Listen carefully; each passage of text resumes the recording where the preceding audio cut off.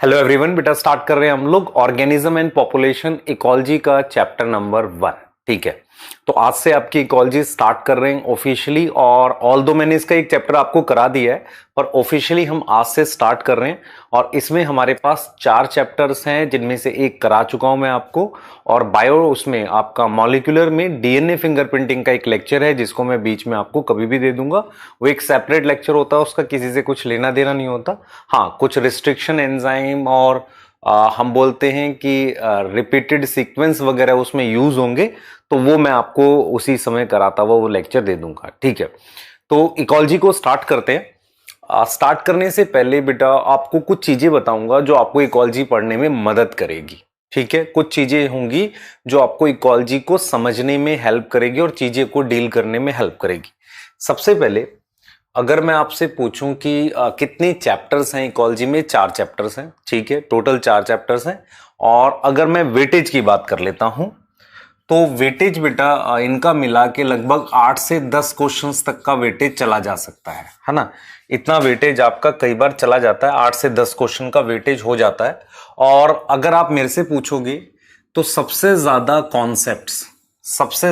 Concept और conceptual chapter ये हैं, है ना। उसमें भी सबसे ज्यादा कॉन्सेप्ट मेरे पास इकोसिस्टम में है। मैं आपको एक एक इंफॉर्मेशन देता हूं। 2 बड़े चैप्टर हैं इकोलॉजी में, एक ऑर्गेनिज्म पॉपुलेशन और एक एनवायरमेंटल इशू। लेकिन एग्जामिनर को बहुत ज्यादा पसंद है इकोसिस्टम क्वेश्चन देने के लिए।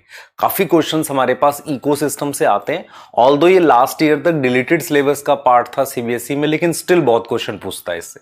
ठीक है, तो इकोलॉजी को पढ़ने से पहले तो ये समझ लो भाई, पहले 4 चैप्टर हैं, 8 से 10 क्वेश्चन आएंगे।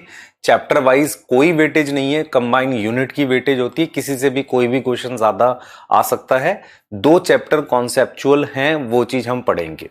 अब दूसरी चीज सुनो ध्यान से बेटा, जब इकोलॉजी बहुत सारी कोचिंग इंस्टीट्यूट में पढ़ाई जाती है, तो वहां पर क्या करते हैं कि एक ओल्ड एनसीईआरटी है, उसका कुछ डाटा भी वो लोग लिखवा देते हैं, ये कह के कि ये आ जाएगा, इंपॉर्टेंट है। पर मैं आपको कुछ चीजें क्लियर कर रहा हूं कि रिसेंट ट्रेंड ये है कि ओल्ड एनसीईआरटी का कुछ आ नहीं रहा है। तो कई बार हमें क्या होता है, हमने ऐसा देखा है बेटा, बहुत सारे कोचिंग इंस्टीट्यूट में देखा है कि वो टीचर क्या करते हैं, अपने को सुपीरियर प्रूव करने के चक्कर में ओल्ड एनसीईआरटी से एवोल्यूशन पढ़ा देते हैं, ओल्ड एनसीईआरटी से इकोलॉजी पढ़ा देते हैं और एक्स्ट्रा डाटा पढ़ाते चले जाते हैं। मैं फिर रिपीट कर रहा हूं, साइंस का कोई भी चैप्टर बिना कॉन्सेप्ट के नहीं होता है। ऐसा नहीं होगा कि किसी भी चैप्टर में कॉन्सेप्ट ना हो और वो साइंस में हो, या इवन अगर मैं आपसे कहूं तो पढ़ाई बिना कॉन्सेप्ट के होती ही नहीं है। क्लियर, इवन हिस्ट्री में भी कॉन्सेप्ट्स होते हैं, वो मतलब डिपेंड करता है पढ़ाने वाले के ऊपर। ठीक है, तो ये चीज आपने ध्यान रखनी है। दूसरा, तो पहला मैंने आपको बोला कि आपने लिमिटेड तरीके से पढ़ना है, जो मैं कराऊंगा उसी को करना है। आपको कहीं से कोई नई टर्म मिलती है, क्योंकि जैसे मैंने आपको बताया था, मिनरल न्यूट्रिशन में काफी सारे क्वेश्चंस ऐसे थे जो बहुत पहले आते थे स्टेट एग्जाम में, अब वो नहीं आते। ऐसे ही बहुत सारे चैप्टर हैं, जैसे इकोलॉजी के अंदर काफी सारी एक पुरानी टर्म्स वगैरह हैं, है ना, वो अब यहाँ पे नहीं आएंगी, अब प्योरली एनसीईआरटी आती है और वो भी कॉन्सेप्ट्स वगैरह भी पूछ सकता है।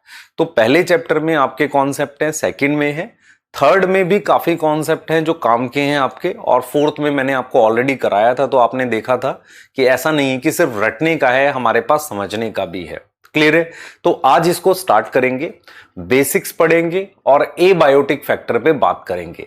तो पहले मैं थोड़ा सा ओवरव्यू बताता हूं कि ये चैप्टर मूव कैसे करेगा, ये वाला chapter organism and population. Clear है, जरा देखना ध्यान से मेरी बात को। वाई वी स्टडी, हम बात करेंगे इंट्रोडक्शन की और इसकी। तो why we study, what we study in organism and population. देखो हम कैसे मूव करेंगे। हम सबसे पहले चैप्टर में आपको एक इंट्रोडक्शन बताएंगे, भाई इकोलॉजी क्या होती है, क्या अपने दिमाग में रखना इकोलॉजी पढ़ते वक्त, एक कुछ इंट्रोडक्शन आपको बताया जाएगा। ठीक है, यहां तक ठीक है। दूसरा हम क्या करेंगे बेटा, इंट्रोडक्शन बताने के बाद मैं आपको एबायोटिक फैक्टर पढ़ाऊंगा। एबायोटिक फैक्टर में आपके पास टेम्परेचर है, वाटर है, लाइट है, सॉइल है, ऐसे मैं आपको एबायोटिक फैक्टर पढ़ाऊंगा। क्लियर है, सही है। यहां तक चैप्टर में थोड़ा सा ऐसा लगता है यार ये मतलब याद करने का, लेकिन स्टिल इसमें कॉन्सेप्ट्स हैं। मैं आपको कुछ ऐसे क्वेश्चंस कराऊंगा जो आपको लगेगा कि हाँ इसमें मुझे समझने का भी है। फिर जब हम एबायोटिक फैक्टर पढ़ लेंगे तो हम पढ़ेंगे impact of abiotic factor. Impact of a biotic factor on biotic, कहीं ना कहीं कि लिविंग मतलब बायोटिक पर ए बायोटिक का क्या इंपैक्ट है, इसकी स्टडी करेंगे। उसके बाद कुछ छोटे टॉपिक्स हैं जिन्हें आप कहते हैं माइग्रेशन, एडेप्टेशन, ये ऑर्गेनिज्म का बिहेवियर है। ये सब हम लोग पढ़ेंगे किसके अंदर, एक तरीके से ऑर्गेनिज्म कैसे बिहेव करता है ए बायोटिक फैक्टर पे, वो स्टडी करेंगे। इस तरीके से चलेगा। तो ये जो हम पढ़ाई करेंगे ना बेटा, ये ऑर्गेनिज्म लेवल इकोलॉजी पे बात करेंगे। यहां पर ये कौन सी इकोलॉजी होगी, ऑर्गेनिज्म लेवल, इसकी हम बात करने वाले हैं यहां पर। ठीक है, सही है सर। उसके बाद हम लोग एक सेपरेट टॉपिक पे आ जाएंगे जिसे हम पॉपुलेशन कहेंगे, जनसंख्या। भाई पॉपुलेशन की बात करेंगे। फिर हम क्या करेंगे बेटा, हम पॉपुलेशन को देखने के लिए, मेजर करने के लिए या पॉपुलेशन के बारे में पढ़ने के लिए कुछ एट्रीब्यूट्स पढ़ेंगे। एट्रीब्यूट्स क्या होता है कि जैसे मान लो कोई जनसंख्या है, उसके बारे में कोई ऐसे पैरामीटर्स हैं, बर्थ रेट, डेथ रेट, ये चीजें बताती हैं पॉपुलेशन के बारे में, उनकी स्टडी करेंगे। जब आप पॉपुलेशन की स्टडी कर लोगे तो फिर आप पढ़ोगे पॉपुलेशन ग्रोथ। पॉपुलेशन ग्रोथ, यहां पर आपके वो ग्रोथ के मॉडल्स आ जाते हैं जो आपने कभी पढ़े थे। ठीक है, ग्रोथ के मॉडल्स आ जाते हैं। और जब आप ग्रोथ के मॉडल्स पढ़ लेते हो, उसके बाद आप समझना ध्यान से, जब आप ग्रोथ के मॉडल्स पढ़ लेते हो, उसके बाद हम लोग डिस्कस कर रहे हैं, हाँ, उसके बाद हम लोग डिस्कस करेंगे यहां पर एक सेपरेट टॉपिक है जिसे आप पॉपुलेशन इंटरेक्शन कहते हो। पॉपुलेशन इंटरेक्शन, कोई डाउट है? सोचो, क्लियर है? ठीक है, तो मैं यहां पर बिल्कुल इस चीज को लेकर क्लियर हूं कि चैप्टर जो रहेगा वो ऐसे मूव करेगा। एक इंट्रोडक्शन के बाद हम ऑर्गेनिज्म लेवल इकोलॉजी पढ़ाएंगे, फिर पॉपुलेशन के लेवल पर इकोलॉजी क्या होती है वो पढ़ाएंगे, और लास्ट में एक टॉपिक है जिसे हम पॉपुलेशन इंटरेक्शन कहते हैं, जिसमें आपको कमेंसलिज्म, म्यूचुअलिज्म, इनकी डिटेल पढ़ाएंगे। ठीक है, चैप्टर बड़ा है, समझने का है, कॉन्सेप्ट्स हैं। क्लियर है? बिल्कुल ठीक है। तो ये इसका रोड मैप है चैप्टर का, ऐसे हम लोग मूव करने वाले हैं। बिल्कुल क्लियर? ठीक है, अब मैं इकोलॉजी को स्टार्ट कर रहा हूं। मैं बिल्कुल मानता हूं कि आपको बिल्कुल जीरो नॉलेज है, इकोलॉजी कुछ नहीं आती है। बिल्कुल ध्यान से एक एक चीज सुनना और आपको इसके अकॉर्डिंग कॉन्सेप्ट बिल्डअप करने हैं। देखो, मैंने एक आपके लिए झोपड़ी बना दी है। ठीक है, ये झोपड़ी आपको दिख रही होगी, एक छोटा सा घर है। तो जब हम बात करते हैं इकोलॉजी की, ठीक है, इकोलॉजी को परिभाषित करते हैं, डेफिनेशन कहते हैं। तो इकोलॉजी बेसिकली क्या होती है, ये दो वर्ड से मिलकर बनी है। एक है ऑइकोस और दूसरा है लोगोस। लॉजी मतलब लोगोस। तो ऑइकोस का मतलब होता है होम, घर, और लोगोस का मतलब होता है स्टडी। तो कहीं ना कहीं घर की स्टडी को इकोलॉजी कहते हैं। सर ये तो अजीब लग रहा है, ये तो आर्किटेक्चर टाइप का हो गया, घर की स्टडी। पहले समझो ध्यान से, जब ये मान लो मेरे पास एक होम है, जब आप किसी होम की स्टडी को हम क्या बोल रहे हैं, इकोलॉजी कह रहे हैं। तो ये मान लो मैंने होम बना दिया, तो होम में दो चीजें होती हैं बेटा। एक, उसके अंदर जो लोग रहते हैं, दैट इज मेंबर। मेंबर जो होते हैं वो लिविंग होते हैं, बायोटिक होते हैं, लिविंग होते हैं। उसके अलावा उस घर में मेरे पास वॉल्स हैं, फैन है ना, सही है, ये सारी चीजें, इन्हें हम क्या कहते हैं, ए बायोटिक। समझना है यहां से। तो इकोलॉजी कहीं ना कहीं अगर आप प्रॉपरली समझने की कोशिश करो, यहां पर होम लिखा हुआ है, तो होम वर्ड में दो चीजें आ जाती है कि वहां रहने वाली जिंदा चीजें और वहां नॉन लिविंग चीजें। तो इकोलॉजी कहीं ना कहीं उस होम ना लिख, होम तो हमने लिख दिया ना, हम यहां होम किसको कह सकते हैं, पॉन्ड को कह सकते हैं, या होम किसको कह सकते हैं, किसी फॉरेस्ट को कह सकते हैं। तो कहीं ना कहीं इकोलॉजी दो लोगों से डील कर रही है होम में, बायोटिक और ए बायोटिक से। तो इकोलॉजी को हम वर्ड लिखते हैं ओइकोस लोगोस, ऐसा वर्ड लिखते हैं। तो इकोलॉजी को जब हम डिफाइन करते हैं तो हम ये लिखते हैं, इट इज स्टडी ऑफ, ध्यान से सुनना, इंटरैक्शन। इंटरैक्शन का क्या मतलब हुआ, जैसे मान लो आप खुद सोचो कि जब आप घर में रह रहे हो तो घर में भाई पानी पी रहे हो, मान लो ये बॉटल है, दिस इज नॉन लिविंग, मैं लिविंग हूं, मैं पानी पी रहा हूं तो मैं इसको यूज कर रहा हूं ना, एक इंटरेक्शन है। तो कहीं ना कहीं ध्यान सुना, कहीं ना कहीं this is a biotic, biotic इनके बीच का इंटरेक्शन, समझ लो ध्यान से।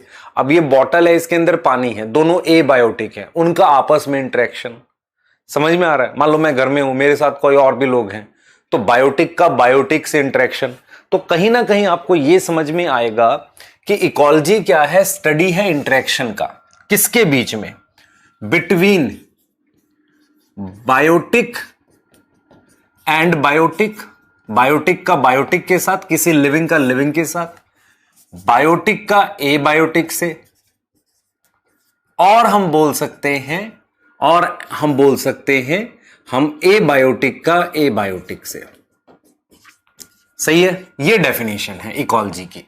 तो इकोलॉजी कहता है घर की स्टडी, घर में कौन रहता है, हमारे पास बायोटिक और ए बायोटिक मिलते हैं, उनकी स्टडी किस प्रकार की करनी है, आपने उनका स्ट्रक्चर नहीं पढ़ना, आपने उनके बीच में होने वाले इंटरेक्शन की स्टडी करनी है। इंटरेक्शन समझ पा रहे हो, आपस में वो किस तरह की बातचीत करना चाह रहे हैं, किस तरीके से इंटरेक्ट कर रहे हैं। क्या इतनी चीज क्लियर है, बताओ जल्दी से, क्या इतनी चीज क्लियर है? तो इकोलॉजी एक तरीके से इंटरेक्शन की स्टडी हो गई। हाँ सर, ये बात समझ में आ रही है, पर थोड़ा और बताते हैं आपको। लो फिर थोड़ा और लो। देखो, मान लो मैंने आपसे कहा कि ठीक है सर, आप थोड़ा सा उदाहरण देके बताओ। मैंने कहा इकोलॉजी स्टडी है बायोटिक ए बायोटिक की। तो मैंने कहा कि यार ए बायोटिक और बायोटिक का क्या मतलब है। फॉर एग्जाम्पल, ध्यान से सुनेंगे बेटा, ए बायोटिक और बायोटिक में मान लो बायोटिक में मेरे पास प्लांट है और ए बायोटिक में मान लो मेरे पास सनलाइट है, सनलाइट है, पानी है। अब कहीं ना कहीं इन दोनों के इंटरेक्शन से, इसके और इसके इंटरेक्शन से मेरे पास एक चीज बनेगी जिसे फोटोसिंथेसिस कहेंगे। तो फोटोसिंथेसिस जो होता है, हम फोटोसिंथेसिस ना लिख के, क्योंकि ये तो फिजियोलॉजी हो गई, हम बात करते हैं प्रोडक्टिविटी की। जब मैं आपको प्लांट फिजियोलॉजी पढ़ाऊंगा तो मैं बात करूंगा फोटोसिंथेसिस की, लेकिन जब मैं इकोलॉजी की बात करूंगा तो मुझे फोटोसिंथेसिस से मतलब नहीं है, प्रोसेस से मतलब नहीं है, उस प्रोसेस से बने हुए प्रोडक्ट जिसे हम कहते हैं बायोमास से मतलब है।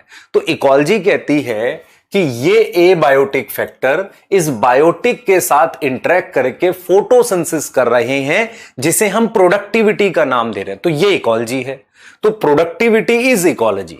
सही है, फोटोसिंथेसिस फिजियोलॉजी है। उस फोटोसिंथेसिस का प्रोडक्ट क्या है, क्या बनता है उससे, खाना। खाना बनने से प्लांट बड़ा हो जाता है, उसे इकोलॉजी कह रहे हैं, उसका जो बायोमास बढ़ गया। अब देखो, now this is a biotic with biotic. फिर एक कहता है कि यार सर बायोटिक का बायोटिक से क्या इंटरेक्शन है। तो ये जो प्लांट है इसको किसी बायोटिक ने, मान लो किसी एनिमल ने खा लिया, काऊ ने खा लिया, है ना, काऊ ने खा लिया, तो कहीं ना कहीं ये फूड चेन हो गई कि नहीं, ये एनर्जी का फ्लो हो गया। ये क्या हो गया, एनर्जी का फ्लो हो गया, जिसे आप फूड चेन कह रहे हो। तो कहीं ना कहीं ये भी इकोलॉजी है। आपको समझ में आ रहा है, ये भी इकोलॉजी है। अब एक बच्चा कह रहा है कि सर और सोच बताओ हमें। अब देखो, मान लो टेम्परेचर बढ़ा, टेम्परेचर इंक्रीज किया, टेम्परेचर बढ़ाने से ऑर्गेनिज्म हमारा भाग गया, ऑर्गेनिज्म वहां से माइग्रेट कर गया या वो अडप्ट कर गया, तो इसे भी इकोलॉजी कह रहे हैं। इसे भी हम क्या कह रहे हैं, इकोलॉजी कह रहे हैं। तो कहीं ना कहीं ए बायोटिक का बायोटिक से इंटरेक्शन है। तो माइग्रेशन, एडेप्टेशन, ये productivity, these all are ecology. ये एक्चुअल में क्या होता है, प्रोडक्ट की बात कर रहे हैं हम यहां पर। अब आ जाओ जरा, सर ए बायोटिक का ए बायोटिक से कुछ बताओ। तो देखो जरा बेटा, टेम्परेचर और पानी से क्या हमारे पास सॉइल फॉर्मेशन होती है, मिट्टी की फॉर्मेशन होती है, जिसे आप वेदरिंग कहते हो, जिसके लिए आप क्या शब्द यूज करते हो, वेदरिंग कहते हो। हां सर, होती है। तो ये भी हो गया इकोलॉजी। तो ए बायोटिक का ए बायोटिक से इंटरेक्शन, ए बायोटिक का बायोटिक से और बायोटिक का बायोटिक से, दिस इज ऑल इकोलॉजी। अब मान लो ये प्लांट है, देखो ध्यान से खुद से सुने, ये प्लांट है, प्लांट हो गए डेड, डेड ने क्या किया, इसमें क्या कर दिया, ऑर्गेनिक मैटर बढ़ा दिया। तो ऐसा नहीं है कि बायोटिक का ए बायोटिक पे नहीं फर्क पड़ेगा, बिल्कुल पड़ेगा। ऑर्गेनिक मैटर इंक्रीज कर दिया तो ये सब एक तरीके का इंटरेक्शंस है। तो हमने जो परिभाषा लिखी है इकोलॉजी की, वो क्या लिखी है? It is study of interaction.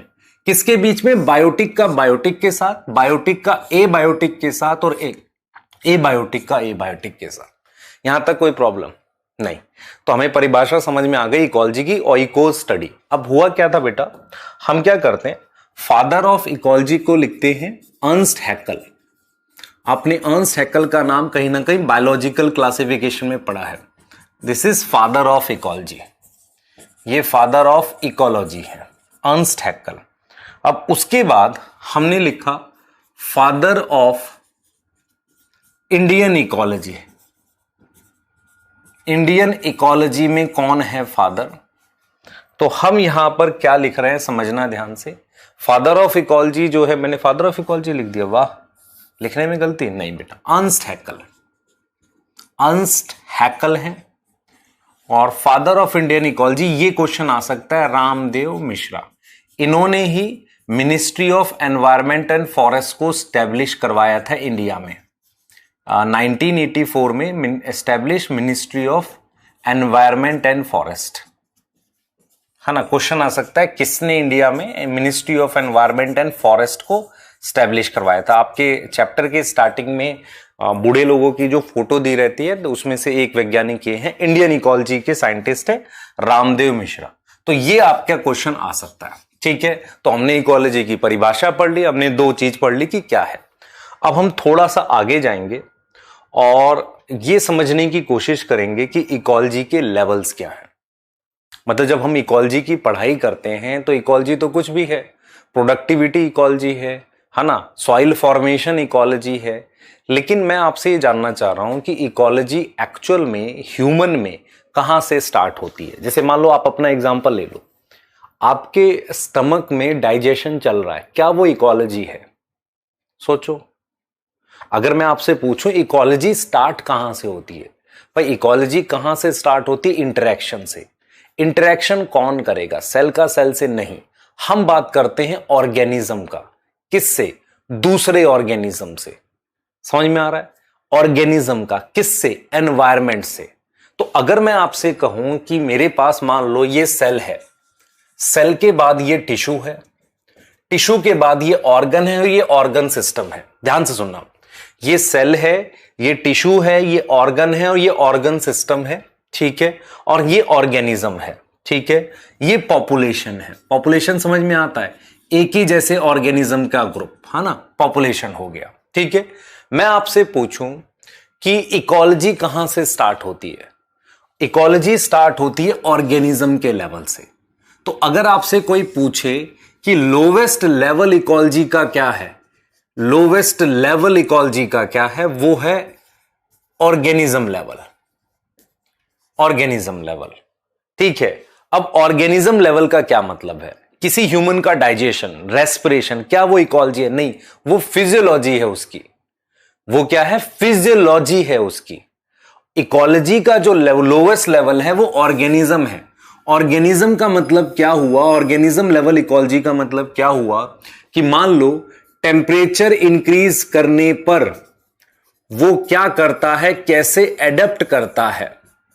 समझ रहे हो? किस तरीके से वो एडेप्ट करता है, दैट इज इकोलॉजी।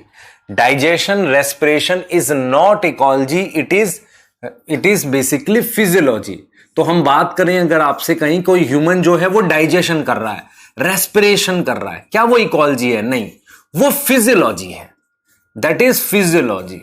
तो एनसीईआरटी कहती है कि यार जो ऑर्गेनिज्म लेवल इकोलॉजी है ना, उसे हम फिजियोलॉजिकल इकोलॉजी कहते हैं। वहां बच्चे कंफ्यूज रहते हैं, यार वो डाइजेशन की बात कर रहा है। नहीं नहीं नहीं, वो क्या कह रहा है? वो आपको कह रहा है कि ये ऑर्गेनिज्म किस तरीके से अपने बाहर के एनवायरनमेंट से इंटरेक्ट कर रहा है, माइग्रेट कर रहा है, सस्पेंशन कर रहा है, एडेप्टेशन कर रहा है, वो किस तरीके से एनवायरनमेंट के साथ वर्क कर रहा है, उसे कह रहे हैं फिजियोलॉजिकल इकोलॉजी। क्लियर है? तो ऑर्गेनिज्म लेवल पे आपसे पूछेगा कौन सी इकोलॉजी होती है, आप कहेंगे फिजियोलॉजिकल इकोलॉजी। सबसे लोवेस्ट लेवल इकोलॉजी का क्या है? जहां पर इकोलॉजी एग्जिस्ट करती है, एक इंटरेक्शन। मैं कहूं आपसे इकोलॉजी एग्जिस्ट करती है, आप कहोगे इसका क्या मतलब हुआ? मैं कहूंगा इंटरेक्शन एग्जिस्ट करता है, वो है ऑर्गेनिज्म लेवल, ऑर्गेनिज्म का उसके एनवायरनमेंट के साथ। फिर आ जाती है पॉपुलेशन, सेकेंड लेवल आ जाता है पॉपुलेशन। अब देखो ह्यूमन ऑर्गेनिज्म है, ठीक है, उसका क्या होगा, बर्ताव होगा। जब पॉपुलेशन की बात आ जाती है तो वहां इंडिविजुअल की बात नहीं होती, वहां आता है बर्थ रेट, डेथ रेट, ऐसी चीजें आ जाती हैं। तो what is population? Population is group of organism of same species. क्या होगा? Group of organism of same species, एक ही ऑर्गेनिज्म, मतलब सेम स्पीशीज के ऑर्गेनिज्म का ग्रुप, विच कैन इंटरैक्ट, जो आपस में क्या कर सकें, इंटरैक्ट कर सकें। तो group of organism of same species which can interact, जो आपस में क्या कर सके, ध्यान देंगे, ध्यान दें, group of organism of same species which can interact, compete and share resources, resources का बंटवारा कर सके, रिप्रोड्यूस कर सके और कॉमन ज्योग्राफी में रहते हो। सर ये तो परिभाषा होगी, थोड़ा समझा दो, अभी समझाते हैं। Live in common geography. अब सोचो जो मैं बोलने वाला हूं, ध्यान से सुनना। मान लो कोई एरिया है, इंडिया एक एरिया है, ज्योग्राफी है, उस कॉमन ज्योग्राफी में रहने वाले सारे ह्यूमन एक पॉपुलेशन का हिस्सा है, या दिल्ली एक ज्योग्राफी है। तो किसी कॉमन ज्योग्राफी में सेम स्पीशीज के मेंबर जो कुछ रिसोर्सिस को वो शेयर करते हो या उनके लिए कंपटीशन करते हो, रिप्रोड्यूस कर सकते हो, ऐसे ग्रुप को पॉपुलेशन कहते हैं। तो जब हम पॉपुलेशन लेवल इकोलॉजी की बात करते हैं तो हम कहेंगे उसका birth rate, death rate, environment से उस पॉपुलेशन पर क्या फर्क पड़ा, वो सब बात करेंगे। तो वो होगी हमारे पास पॉपुलेशन लेवल इकोलॉजी। इसके बाद जब हम आगे जाएंगे तो मेरे पास आ जाती है community. Now what is difference between community and population? सोचो, दिमाग लगाओ, ये बहुत बेसिक सी डेफिनेशंस हैं जो जनरली आपको नहीं आती होती। पॉपुलेशन है एक ही स्पीशीज के मेंबर। मान लो दिल्ली के अंदर एक पॉपुलेशन ह्यूमन की है, एक काऊ की है, एक क्रो की है, तो अलग अलग पॉपुलेशन के ग्रुप को, अलग अलग पॉपुलेशन के ग्रुप को हम क्या बोलेंगे? कम्युनिटी बोलते हैं। तो this is group of different population, group of different population, इसको आप क्या बोलते हो? कम्युनिटी बोलते हो। तो भाई एक पॉपुलेशन दूसरी पॉपुलेशन से कैसे जुड़ी होगी? फूड चेन के थ्रू। भाई घास की पॉपुलेशन काऊ की पॉपुलेशन से कैसे जुड़ी हुई है? फूड चेन के थ्रू। तो यहां हम फूड चेन, फूड वेब, इसकी बात करेंगे। और नेक्स्ट चीज होती है बायोम, नेक्स्ट चीज होती है बायोम। तो ये मैंने कुछ लेवल्स की बात करी है, 4 लेवल की बात करी है, लेकिन अगर आपसे पूछा जाए कि इकोलॉजी इसके बाद स्टार्ट होती है ना, इकोलॉजी किसके बाद स्टार्ट होती है? इसके बाद। और इस चैप्टर में ऑर्गेनिज्म और पॉपुलेशन लेवल इकोलॉजी को और पॉपुलेशन इंटरेक्शन को पढ़ाया गया है। समझ रहा है आपको क्लियरली समझ में आ रहा है? अगले चैप्टर में फूड चेन, फूड वेब बताया, तो जो आगे की लेवल इकोलॉजी का नेक्स्ट चैप्टर में है आपके पास। ध्यान से समझो, ऐसे ही चैप्टर बना हुआ है। तो अगर आपसे बोले कि डिफरेंट लेवल्स बताओ इकोलॉजी के, तो सबसे पहला लेवल क्या होगा बेटा? Organism level ecology. क्या होगा? ऑर्गेनिज्म लेवल इकोलॉजी, जो बेसिकली क्या होती है? हाउ ऑर्गेनिज्म, ध्यान देना, इंटरैक्ट विद एनवायरमेंट। एक सिंगल ऑर्गेनिज्म अपने बाहरी एनवायरमेंट से, और अगर मैं बात करता हूं एनवायरमेंट की, तो इसका मतलब इसका बाहरी एक्सटर्नल एनवायरमेंट की, ठीक है। इट इंक्लूड, इसमें क्या क्या आ जाएगा?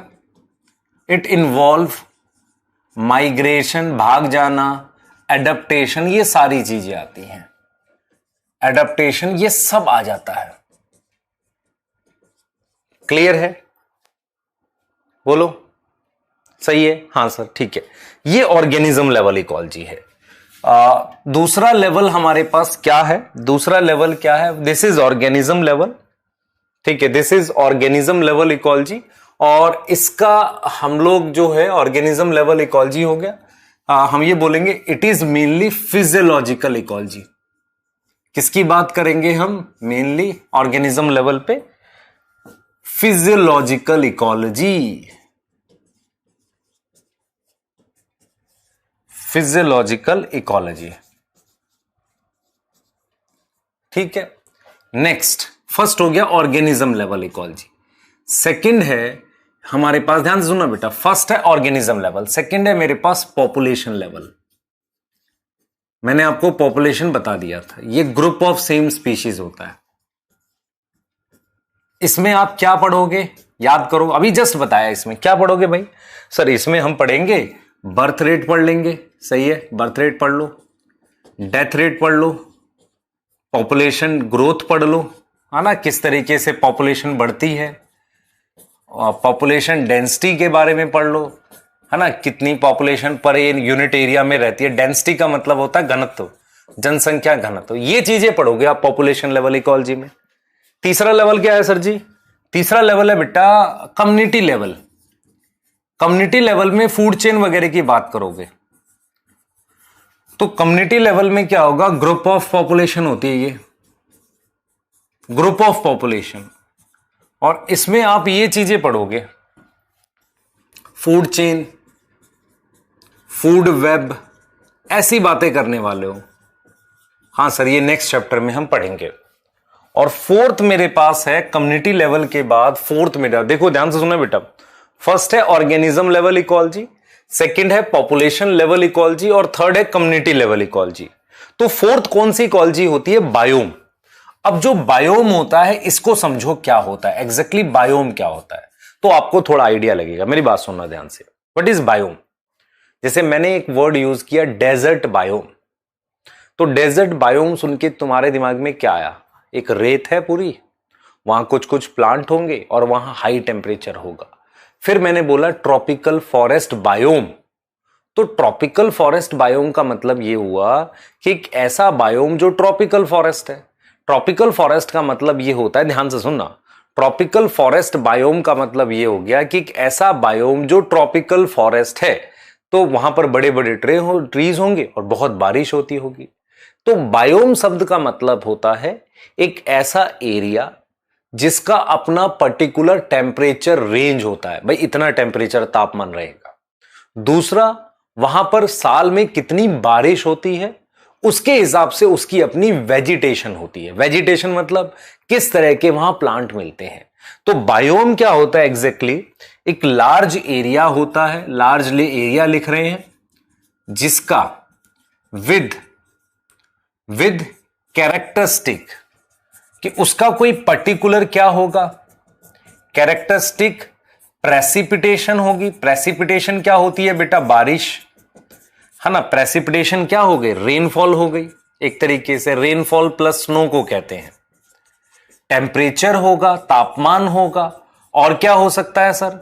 टेम्परेचर, प्रेसिपिटेशन एंड समझे इस बात को, टेम्परेचर प्रेसिपिटेशन हो सकता है, और इसके साथ बेटा और क्या हो सकता है? टेम्परेचर प्रेसिपिटेशन हो सकता है, इसके साथ इसके पास हो सकता है अपना वेजिटेशन टाइप, खुद के कैसे वहां प्लांट मिलते हैं। जैसे मान लो मैं बात करता हूं डेजर्ट बायोम की। डेजर्ट बायोम, तो डेजर्ट का अपना तापमान होता है भाई, रात में बहुत ठंडा होगा, दिन में बहुत गर्म रहेगा, वहां रेत वगैरह होती है, तो कैक्टस, जीरोफाइट्स मिलते हैं, ऐसे प्लांट मिलते हैं। तो हम क्या बात कर रहे हैं यहां पर? हम कह रहे हैं भाई वहां का अपना पर्टिकुलर एक वेजिटेशन होगा, टेम्परेचर होगा और प्रेसिपिटेशन होगा, उसे बायोम कहेंगे।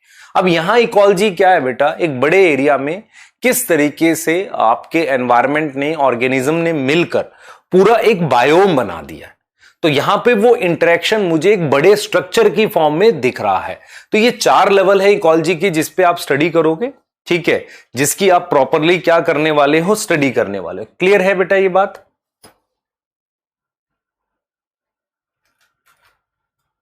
क्लियर है? ठीक, चलिए आगे चलते हैं। अब आ जाते हैं बेटा, आपकी एनसीईआरटी ने आपको बताया है कि भाई अर्थ जो है, ध्यान से देखें, आपको पता है बेटा अर्थ के बारे में थोड़ा थोड़ा आइडिया है। ये अर्थ है, देखो एक बार समझने की कोशिश करना। ये आपके पास अर्थ है, अर्थ पे आप सबको पता है इसे इक्वेटर कहते हैं। आपको अगर मैं पूछूं what is difference between equator and tropics, difference होता है। इक्वेटर एक सिंगल होता है जिस इस लाइन को कहते हैं, लेकिन ये जो इसके आसपास का एरिया होता है इसे, इस इक्वेटर को इंक्लूड करके उसे ट्रॉपिक्स कहते हैं। ट्रॉपिक्स या ट्रॉपिकल कंडीशन, ठीक है। यहां टेम्परेचर ज्यादा होता है, बारिश ज्यादा होती है, यहां अलग बायोम है। तो हम ये जान रहे हैं कि भाई इतने अलग अलग टाइप के बायोम बने कैसे। तो एनसीईआरटी ने दो रीजन दिए हैं कि why different type of biome present, why different type of biome present, अलग अलग टाइप के बायोम क्यों प्रेजेंट है अर्थ पे, प्रेजेंट ऑन अर्थ, अर्थ पे अलग अलग टाइप के बायोम क्यों प्रेजेंट है। तो आप कहोगे ड्यू टू रेनफॉल अलग है, due to different precipitation, different precipitation, और क्या बेटा, एंड टेम्परेचर। ये बात समझ में आ रही है भाई, प्रेसिपिटेशन और टेम्परेचर की वजह से अलग अलग बायोम बने हुए। अगला सवाल है ऐसा हुआ क्यों भाई, प्रेसिपिटेशन और टेम्परेचर की वजह से डिफरेंट, और ये हुआ क्यों, दिस अकर ड्यू टू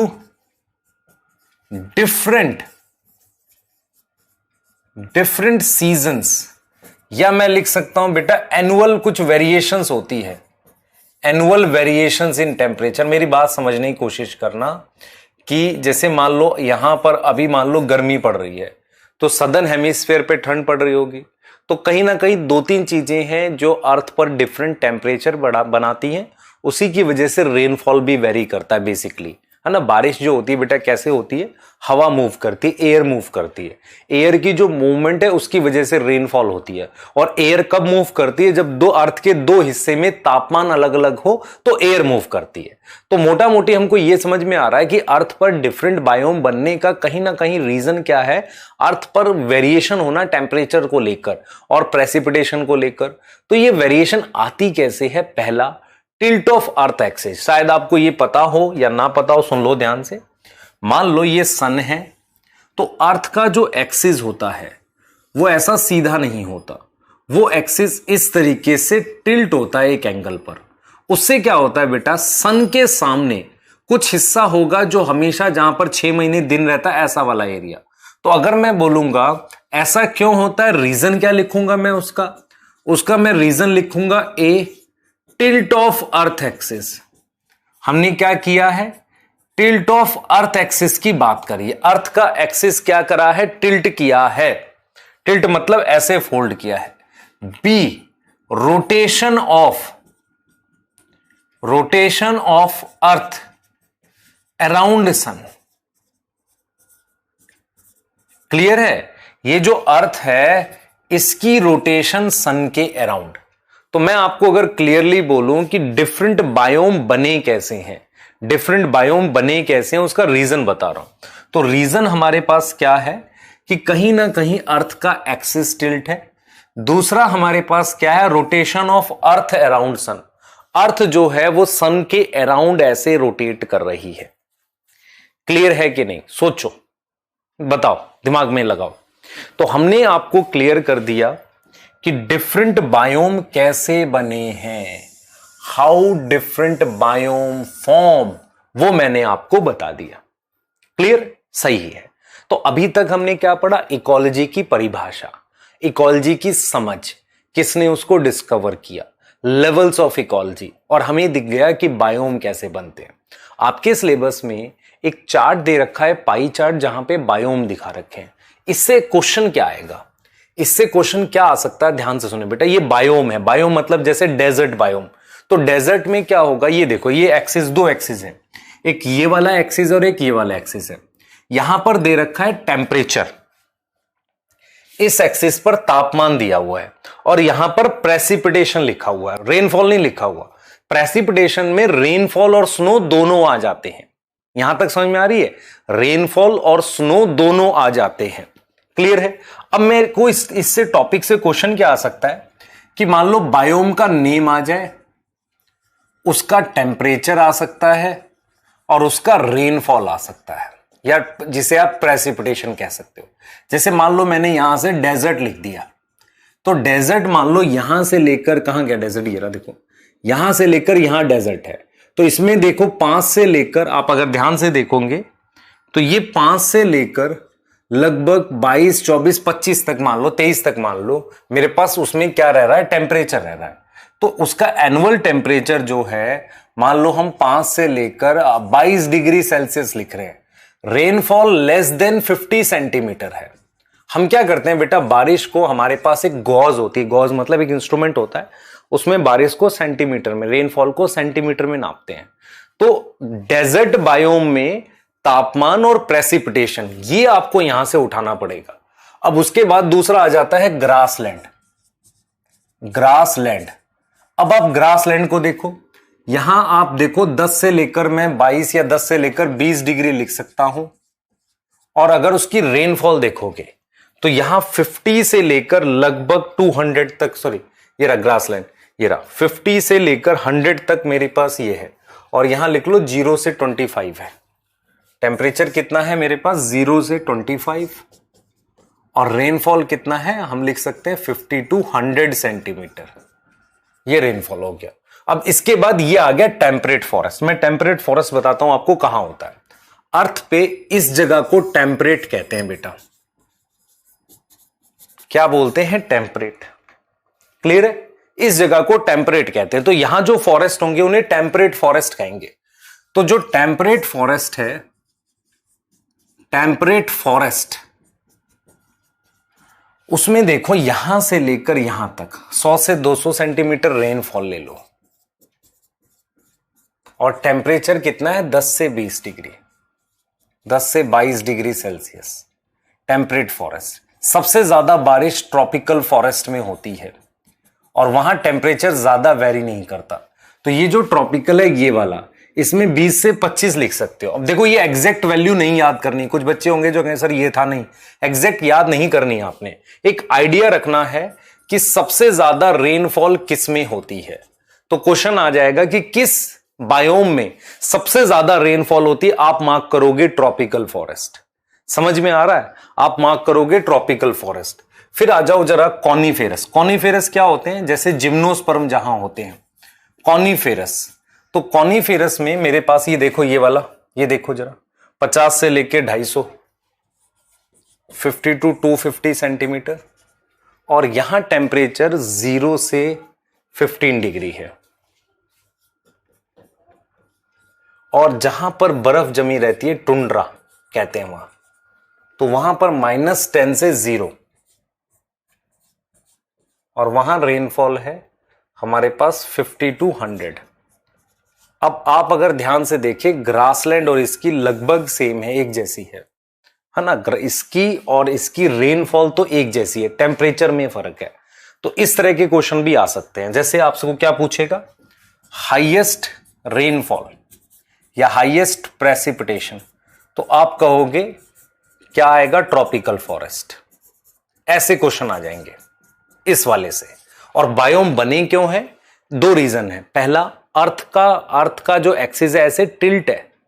दूसरा, rotation of earth around sun. मैंने रीजन नहीं लिखे, यहां पे लिख देता हूं मैं, रोटेशन ऑफ लिखे हुए, अर्थ अराउंड सन, अर्थ ऐसे घूमती है सन के अराउंड। और दूसरा, अर्थ का एक्सिस टिल्ट है। आप देखो मेरी बात सुनो, ये सन है, अर्थ का एक्सिस टिल्ट है। इसकी वजह से क्या होता है कि जो हिस्सा अर्थ सन के सामने आता है, ये वाला अर्थ का, तो यहां पर ज्यादा हीट होती है, इधर कम होगी।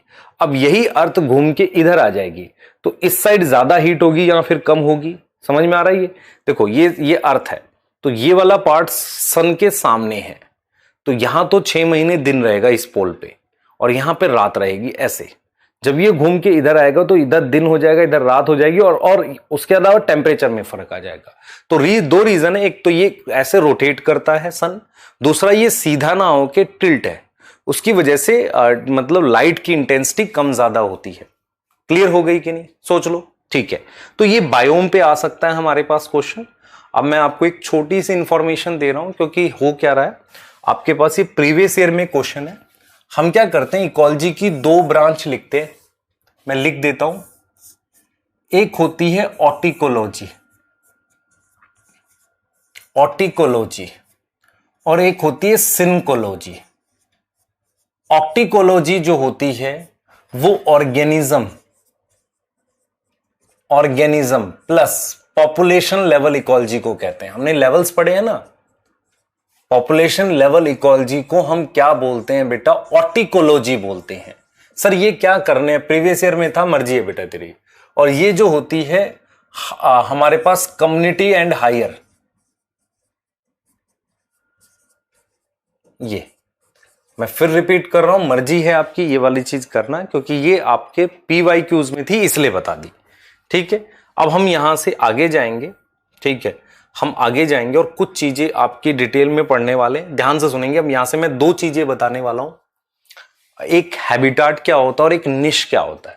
निश NICHE, जिसे आप पता नहीं किस नाम से प्रोनाउंस करते होंगे, मुझे नहीं पता, पर मैं आपको यहां से अभी तक मैंने आपको बायोम के बारे में बता दिया, हमने इकोलॉजी का एक इंट्रोडक्शन पढ़ लिया। अब मेरी बात बहुत ध्यान से सुनना, आपके काम की है, बहुत ध्यान से एकदम फोकस करके सुनो। देखो हमारे पास क्या है बेटा, हमारे पास क्या है, ऑर्गेनिज्म की मतलब हमने इकोलॉजी के डिफरेंट लेवल पढ़ लिए। ठीक है, सबसे पहले मान लो मैं बात करता हूं ऑर्गेनिज्म लेवल इकोलॉजी की।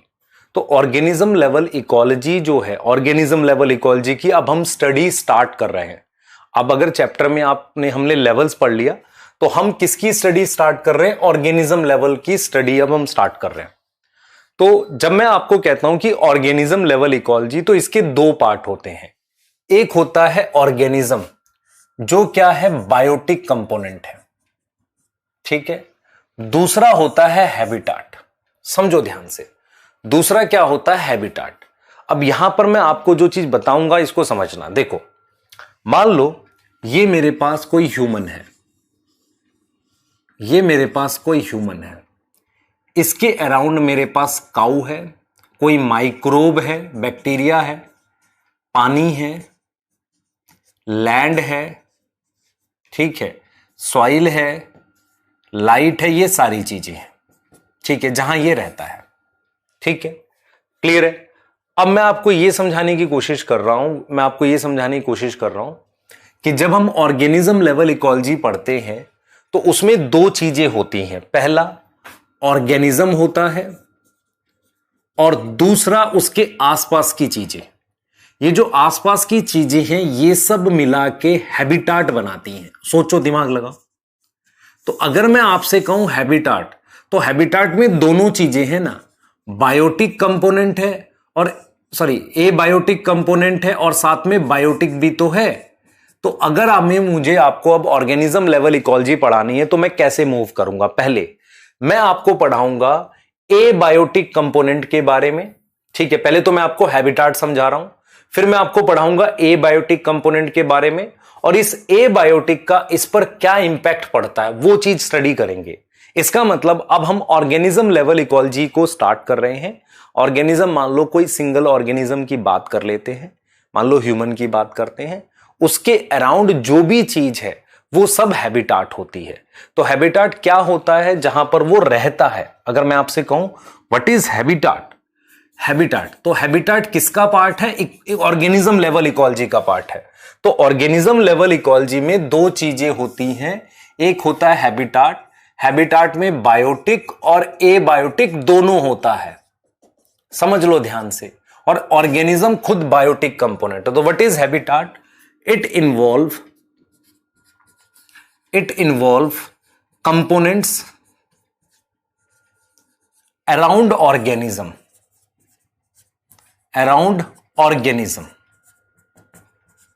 which include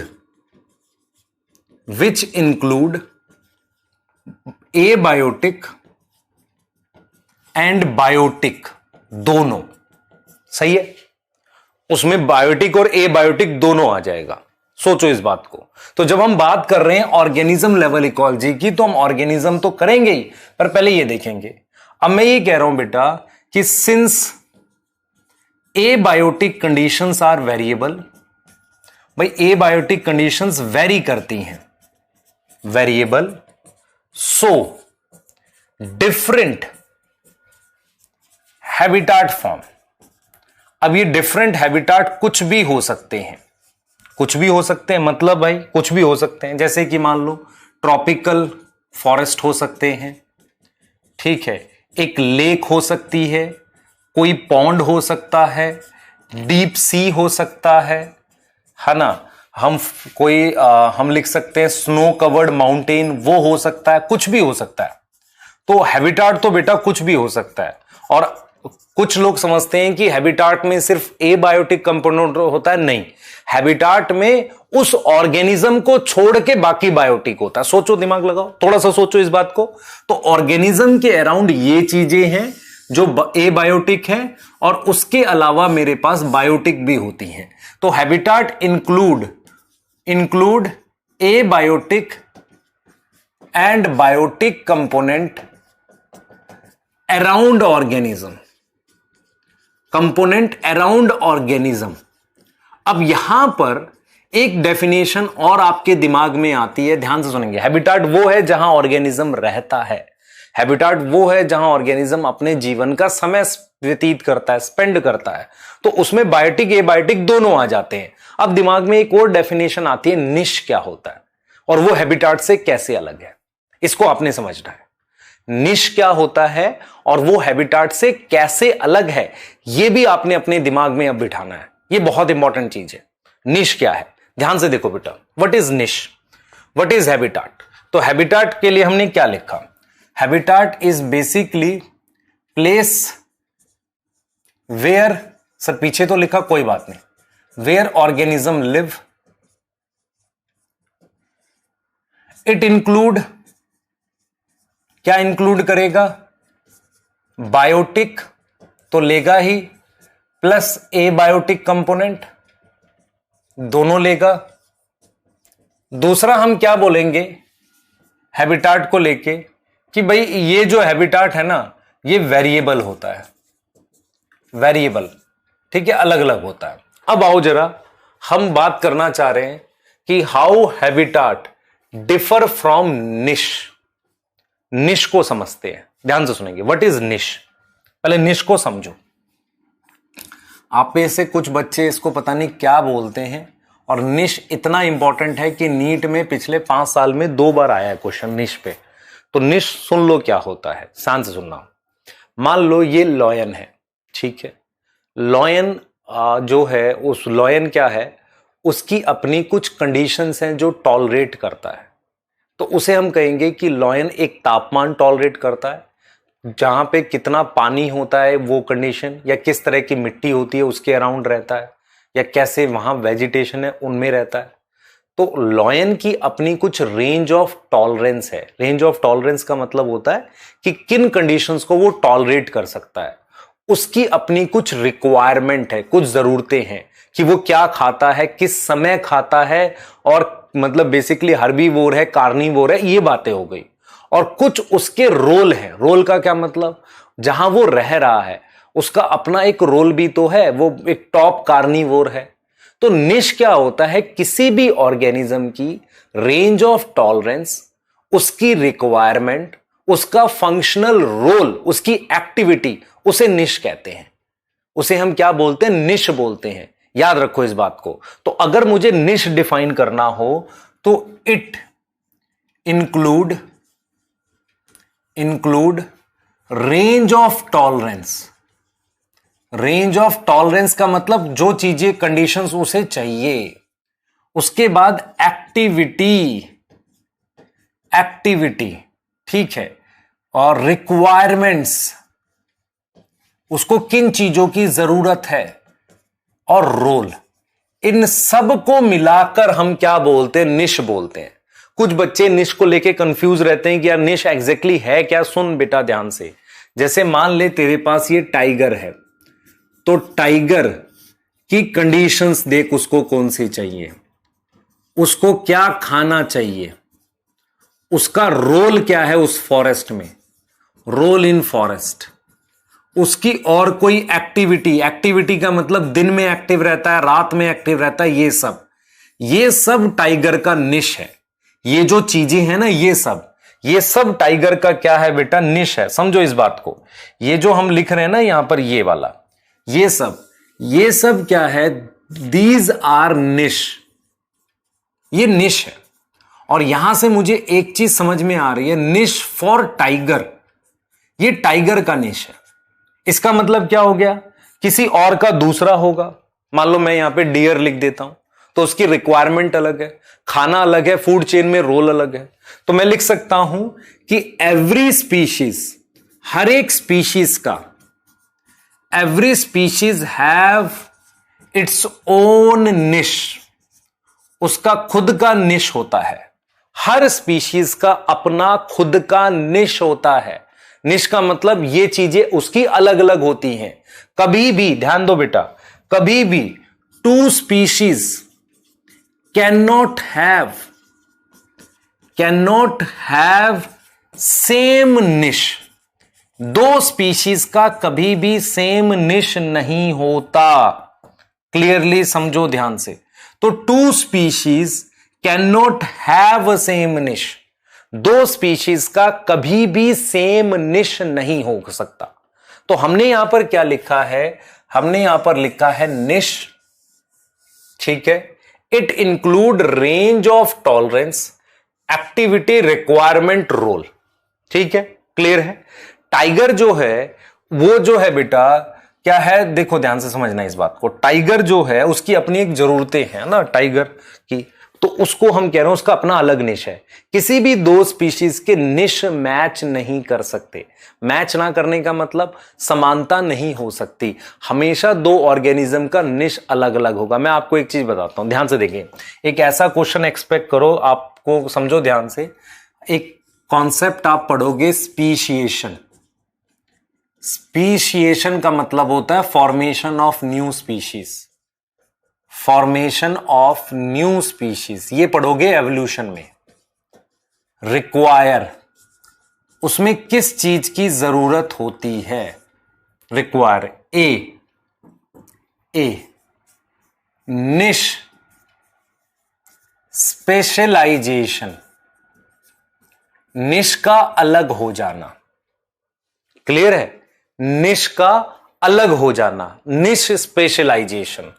बी बेटा मान लो बी में कुछ और लिख देते हैं, डिफरेंट हैबिटाट हो जाना, habitat form. C reproductive isolation,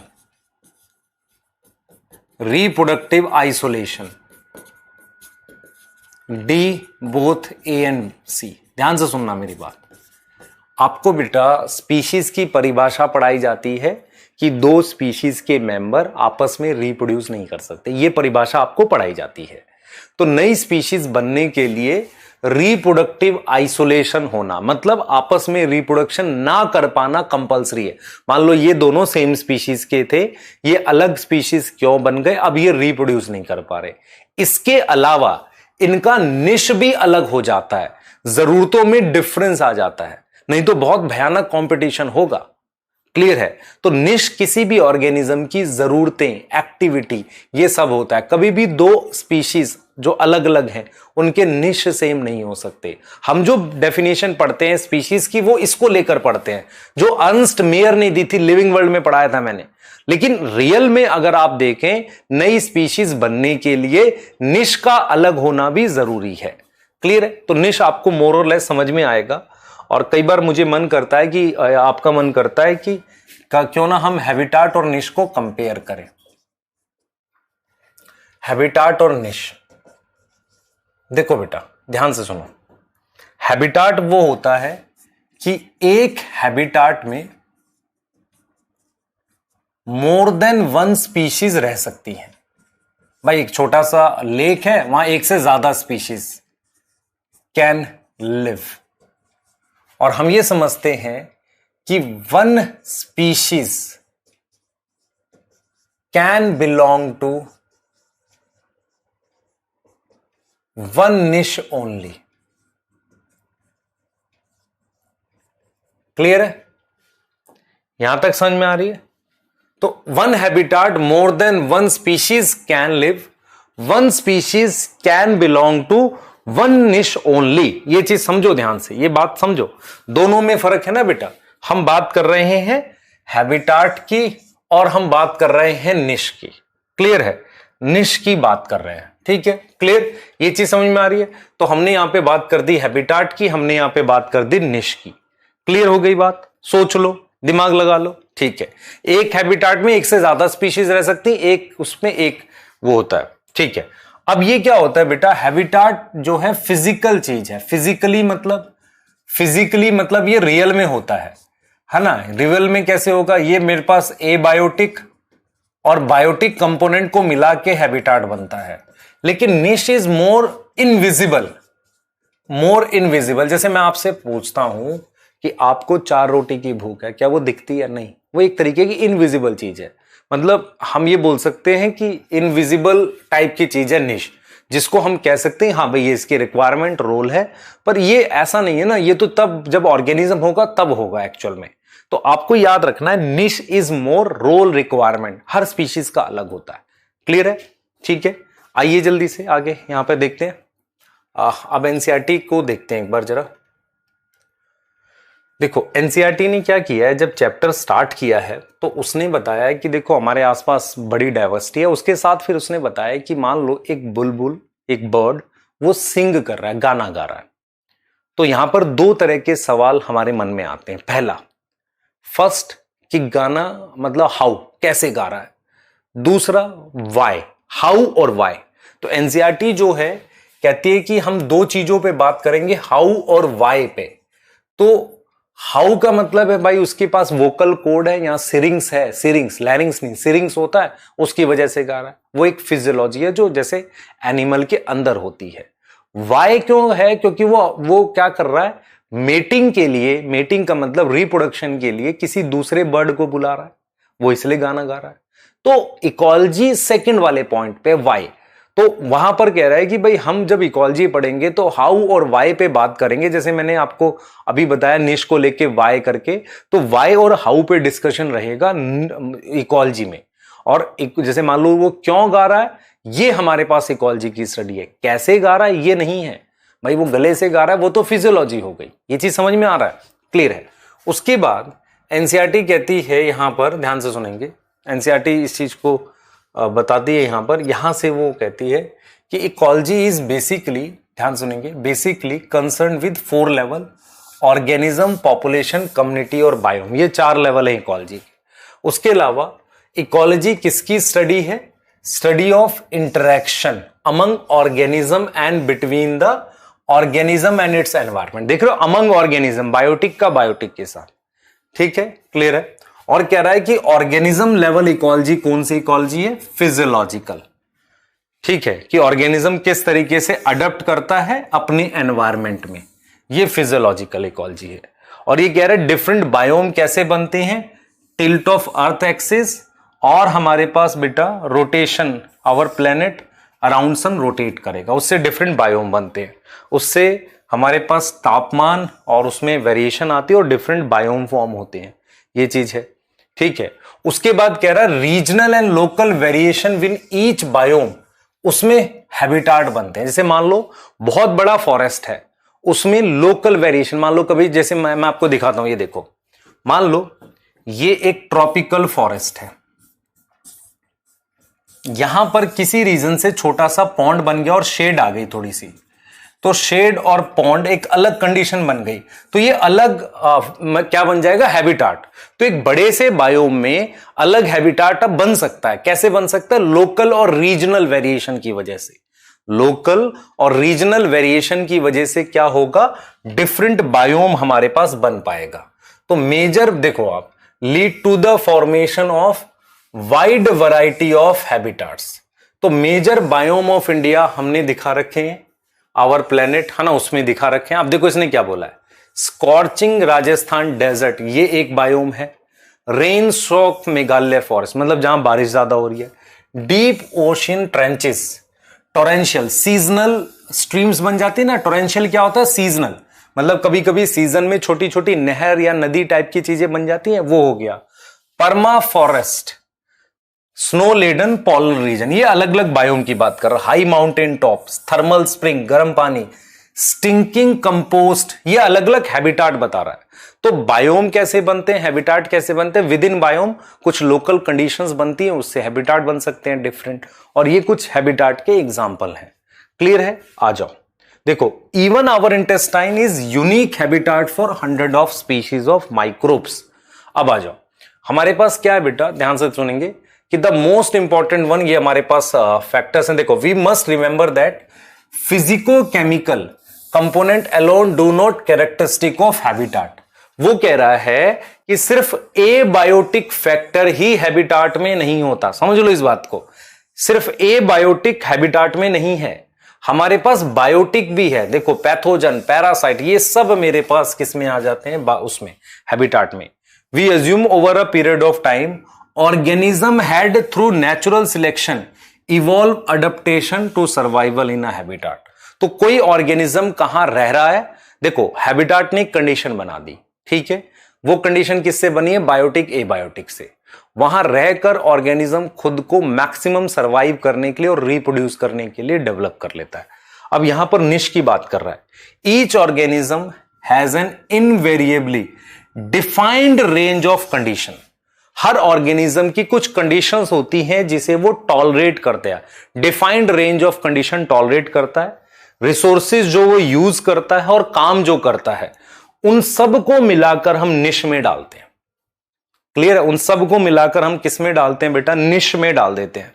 तो ये हमने एक बेसिक थोड़ा बहुत इसमें बता दिया, आपको इंट्रोडक्शन बता दिया। अब हमारे पास क्या आ जाता है बेटा, ये कुछ क्वेश्चंस हैं जो मैंने आपके लिए रखे हैं, है ना, ये आप खुद से करेंगे, क्वेश्चन 1, 2, है ना, ये खुद से करेंगे। अब हम बात करेंगे habitat of organism is made up of क्या चीज, एबायोटिक फैक्टर्स। ये हमने लिखा भी है, ठीक है, क्लियर है। और हमने बोला भी है जो हैबिटाट होता है उसमें क्या होता है बेटा, बोथ बायोटिक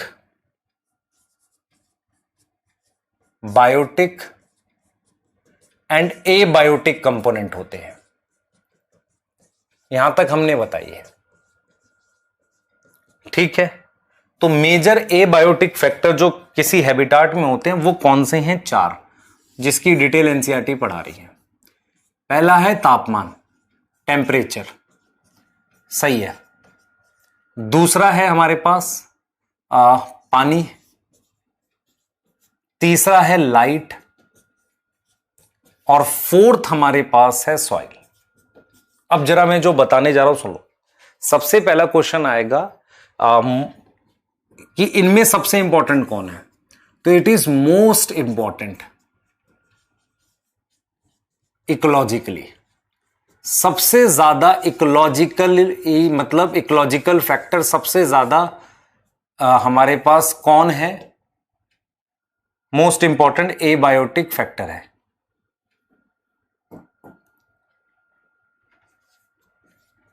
एबायोटिक फैक्टर यही है, ठीक है। तो आपको इन 4 एबायोटिक फैक्टर की बात करनी, याद करो मैंने आपको क्या पढ़ा रहा हूं, ऑर्गेनिज्म लेवल इकोलॉजी, जिसमें क्या चीज होती है, ऑर्गेनिज्म होता है और उसका हैबिटाट होता है।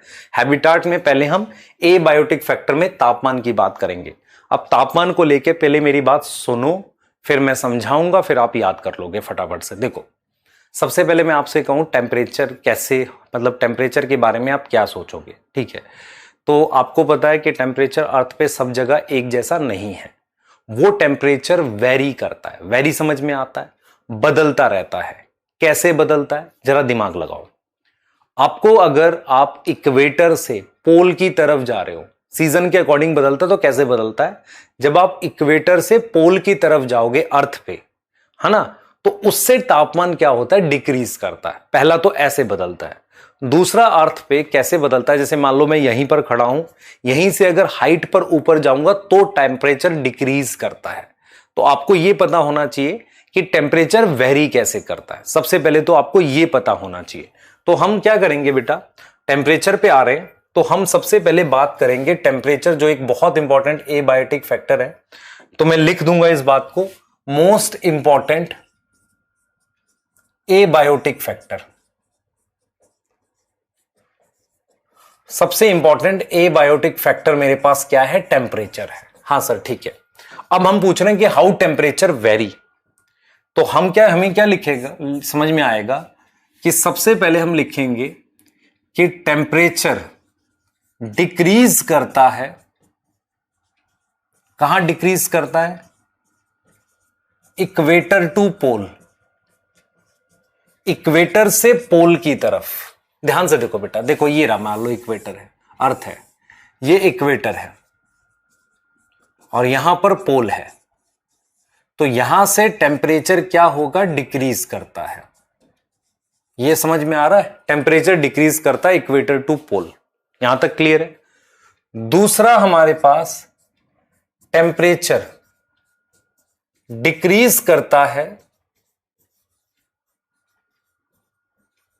From bottom to top.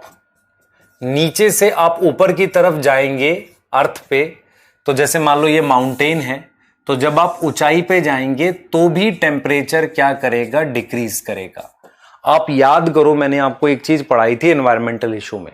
मैंने आपको पढ़ाया था कि सन से जो लाइट आती है वो हीट नहीं करती, लाइट वो हीट करती है जो नीचे से ऊपर जाती है, मतलब रिफ्लेक्ट होके, उसकी वजह से हीटिंग होती है। इसलिए नीचे टेम्परेचर ज्यादा होगा, जैसे जैसे मैं ऊपर जाऊंगा वैसे वैसे टेम्परेचर डिक्रीज करेगा। अब यहां पर एक कॉन्सेप्ट पढ़ाया जाता था छोटा सा, जिसे हम ELR कहते थे। ये एनसीईआरटी में नहीं है पर आपको पता होना चाहिए। ELR is environmental lapse rate. Environmental lapse rate क्या होता है? लैप्स का मतलब होता है घटना, किस रेट से घटता है तापमान। सुनो ध्यान से, मैं यहीं से नीचे ऊपर की तरफ मूव करूं, मान लो मैं यहीं से ऊपर की तरफ मूव करूं, तो कितने किलोमीटर पर मेरे पास 1 डिग्री 2 डिग्री ऐसा चेंज आएगा। तो ये क्लियरली है कि 6.5 डिग्री सेल्सियस टेम्परेचर डिक्रीज करता है पर किलोमीटर। आप 1 किलोमीटर नीचे से ऊपर जाएंगे तो टेम्परेचर कितना डिक्रीज कर जाएगा, 6.5 डिग्री। और अगर मैं आपको बताऊं, प्लेन लगभग 8, 10, 12 किलोमीटर ऊपर मान लो उड़ रहा होता है, तो वहां पर टेम्परेचर, मान लो यहां आज टेम्परेचर 40 है, मैं अगर 8-10 किलोमीटर ऊपर चला जाऊं तो टेम्परेचर क्या माइनस में नहीं पहुंच जाएगा, अगर 6.5 डिग्री पर किलोमीटर डिक्रीज कर रहा हूं। इसलिए ऊपर मतलब चीजें फ्रीजिंग होती हैं, ऊपर टेम्परेचर कम होता है। ठीक है, क्लियर है। तो 6.5 से कहते हैं ELR कहते हैं, सही है, इसे क्या बोलते हैं, ELR कहते हैं। और अगर मैं आपको रीजन बताऊं वाई टेम्परेचर डिक्रीज, टेम्परेचर क्यों डिक्रीज होता है, क्योंकि जो सन की रिफ्लेक्टेड रे है वो रीजन है हीटिंग के लिए, रीजन फॉर हीटिंग, ना कि not incoming solar radiation. Incoming solar radiation को अगर आप छोड़ दो, वो हटा दो, तो आपके पास जो सन की रिफ्लेक्टेड रे है वही रीजन है किसका रीजन है, हीटिंग का। क्लियर है, यहां तक समझ में आ रही है? हाँ सर, ठीक है। अब मैं आपको कुछ एग्जांपल देता हूं। देखो बेटा, कुछ एग्जांपल देता हूं ऐसे हैबिटाट की जहां टेम्परेचर ज्यादा मिलता है। जैसे कि हमारे पास डेजर्ट है, डेजर्ट में मोर देन 50 डिग्री सेल्सियस मिलता है, मोर देन 50 डिग्री सेल्सियस। आपके पास हाइड्रोथर्मल वेंट होते हैं। हाइड्रोथर्मल वेंट क्या होते हैं? ये क्या होते हैं बेटा? जहां गर्म पानी निकलता है ना, वहां पे तो स्टीम बन रही होती है मोर देन 100 डिग्री। तो आप समझो ध्यान से, कुछ तो ऐसी जगह है जहां 100 डिग्री से भी ज्यादा टेम्परेचर मिल जाता है अर्थ पे। तो टेम्परेचर कैसे वेरी करता है, नीचे से ऊपर, है ना, और इक्वेटर से पोल की तरफ। ये दो चीजें हमने देख ली। अब मैं आपसे ये पूछ रहा हूं कि टेम्परेचर के वेरी करने से फर्क क्या पड़ता है। मान लो आपसे कोई पूछे कि ये टेम्परेचर वेरी कर रहा है, इससे फर्क क्या पड़ेगा? दिमाग लगाओ, सोचो कि भाई टेम्परेचर के वेरी करने से कोई फर्क तो पड़ता होगा। क्या फर्क पड़ेगा? सबसे पहले सुनो, देखो, हमारी बॉडी पर टेम्परेचर या किसी भी ऑर्गेनिज्म पर टेम्परेचर क्या करता है, उस ऑर्गेनिज्म के अंदर के एंजाइम्स को अफेक्ट करता है, जिससे उस ऑर्गेनिज्म की फिजियोलॉजी इफेक्ट हो जाती है। अब मान लो आज टेम्परेचर 10 डिग्री है, कल 15 हो जाए, आपको फर्क पड़ेगा? सर टेम्परेचर से एंजाइम अफेक्ट होता है, फर्क पड़ेगा नहीं। हम क्या है बेटा, हम होम्योथर्मिक हैं। समझ में आ रहा है? होम्योथर्मिक है मतलब हमारी बॉडी का टेम्परेचर कांस्टेंट रहता है ताकि एंजाइम की एक्टिविटी पे फर्क ना पड़े।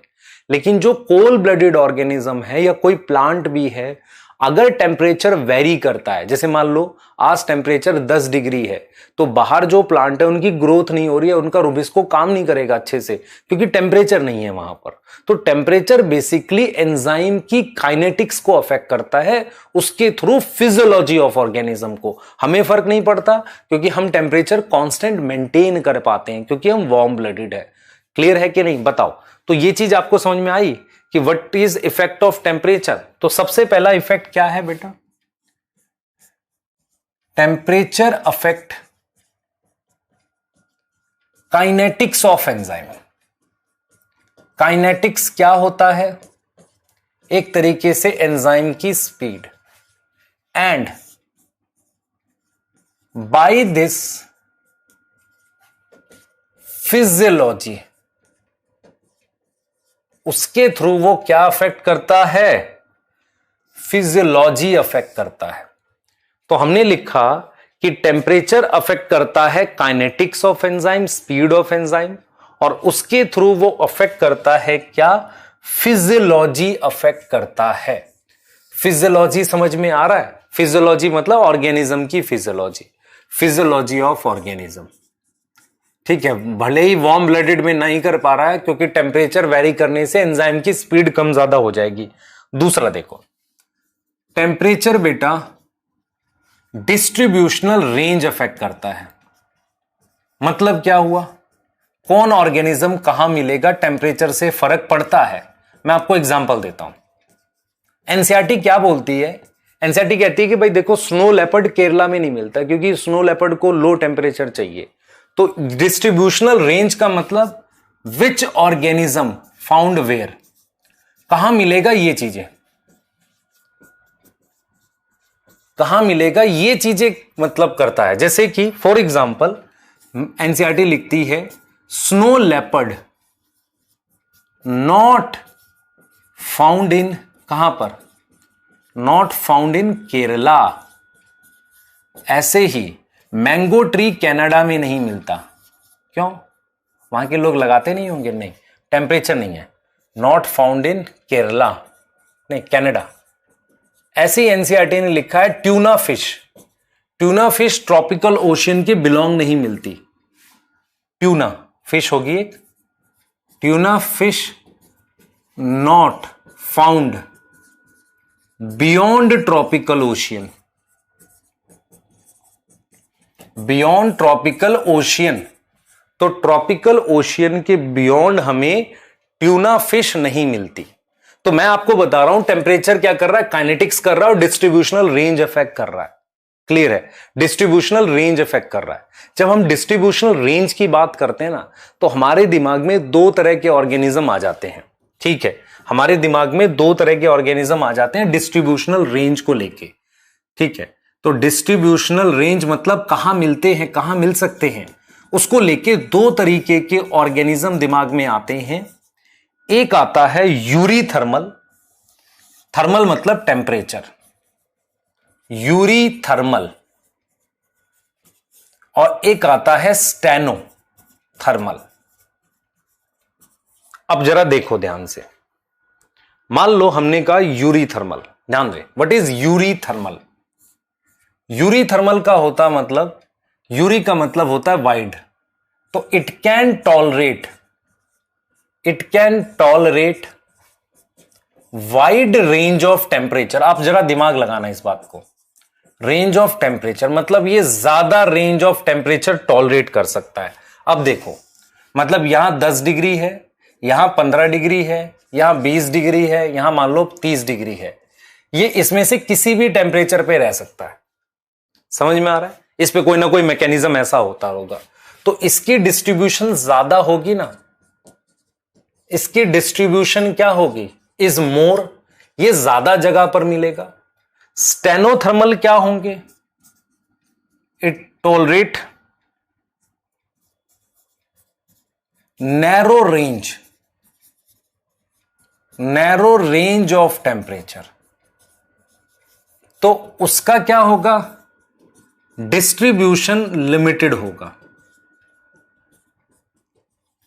अब अगर मैं इसको बेस मानूं, तो मैं क्या आपको ये नहीं कह सकता। अच्छा, ऑर्गेनिज्म कौन से ज्यादा है, हम लिख सकते हैं जो वार्म ब्लडेड है, नोट में वार्म ब्लडेड यूरीथर्मल है। वार्म ब्लडेड जो है दे आर यूरीथर्मल, और मोस्टली ऑर्गेनिज्म स्टेनो है। ज्यादा ऑर्गेनिज्म कोल्ड ब्लडेड होते हैं बेटा। तो मोस्टली ऑर्गेनिज्म क्या है, ऑर्गेनिज्म क्या है, इज स्टेनोथर्मल। अब एक बच्चा पूछेगा सर स्टेनो और ये यूरीथर्मल और वार्म ब्लडेड एक ही बात है? नहीं, वार्म ब्लडेड का मतलब है वो अपनी कांस्टेंट कंडीशन रख सकता है, यूरीथर्मल का मतलब है वो ज्यादा रेंज टॉलरेट कर सकता है। दोनों बातों में फर्क है। यूरीथर्मल एक उसकी टॉलरेंस मतलब इकोलॉजी है एक तरीके से, वार्म ब्लडेड होना उसकी फिजियोलॉजी है, वही वो क्या कर सकता है, कांस्टेंट कंडीशन रख सकता है। तो हमने यहां पर ये लिख दिया। अब मैं आपको मान लो एक क्वेश्चन दे दूं कि विच ऑफ द फॉलोइंग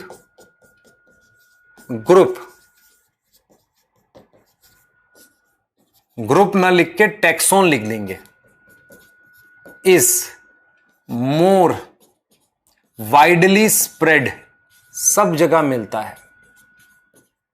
तो उसमें मैंने मैमल लिख दिया, उसमें मैंने रेप्टाइल्स लिख दिए, उसमें मैंने मोलुस्का लिख दिया, और उसमें मैंने मान लो इकाइनोडर्मेटा लिख दिया। अब आपसे पूछा है कि कौन सबसे ज्यादा जगह मिलते हैं, तो वो कौन है बेटा, मैमल्स। वाई मैमल्स, सोचो, क्योंकि मैमल्स क्या है, यूरीथर्मल है। इतनी चीज समझ में आ रही है?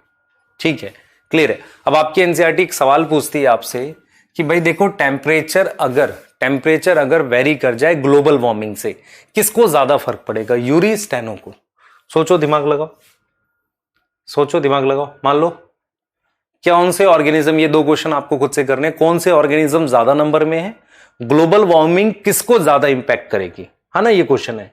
एक ये क्वेश्चन है बेटा, ये मैं चाहूंगा कि आप दिमाग लगाओ इस पे कि मैक्सिमम बायोडाइवर्सिटी। देखो मैं आपको एक हिंट दे रहा हूं यहां पर, ध्यान से समझना।